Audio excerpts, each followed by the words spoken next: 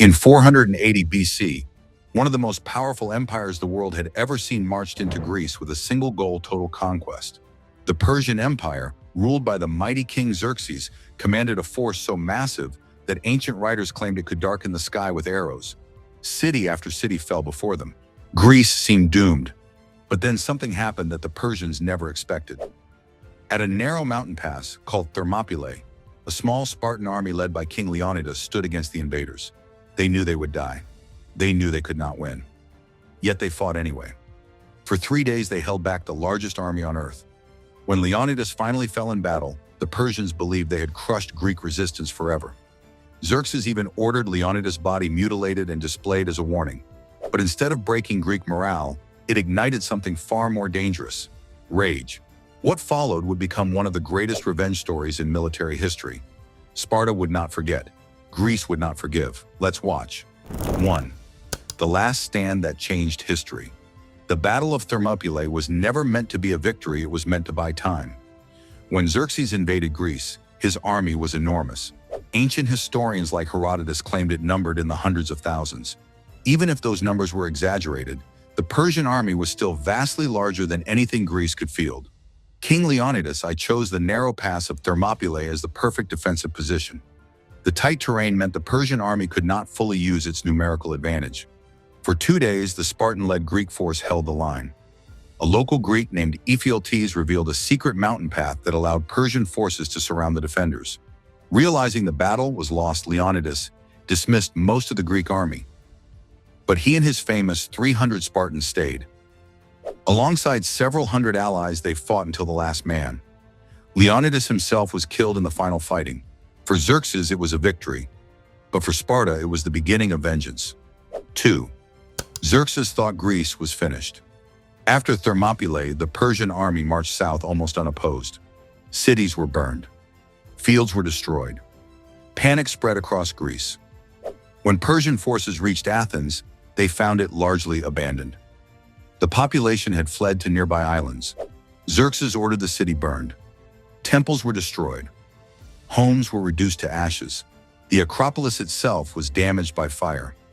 From the Persian perspective, Greece was already defeated.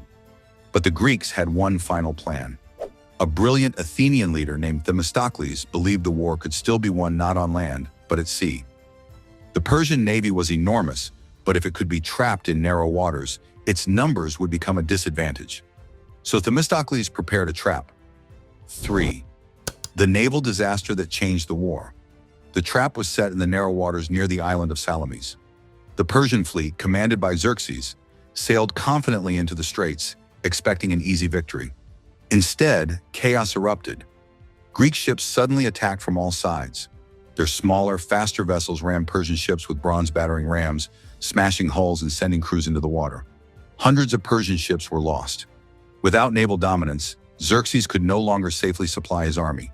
The Persian king made a shocking decision: he retreated back to Asia. But he left a massive army behind in Greece under the command of General Mardonius, and Sparta was already preparing for the final confrontation. 4. Sparta prepares its revenge. For the Spartans, the war had become deeply personal. Their king had been killed. His body had been desecrated. Their honor demanded justice. Sparta began assembling one of the largest Greek armies ever gathered. Thousands of Spartan warriors marched north alongside soldiers from dozens of Greek city-states. Their goal was simple: destroy the remaining Persian army once and for all. Command of the Greek forces went to Pausanias, a relative of Leonidas. The armies finally met near the Greek city of Plataea in 479 BC. This battle would decide the fate of Greece. 5. The battle that crushed the Persian army. For days, the two armies faced each other across the plains. The Persians relied heavily on archers and cavalry, while the Greeks depended on heavily armored hoplites fighting in tight formations called phalanxes. Eventually, confusion in the Greek lines caused a temporary withdrawal. Mardonius believed the Greeks were retreating. He ordered a full-scale attack.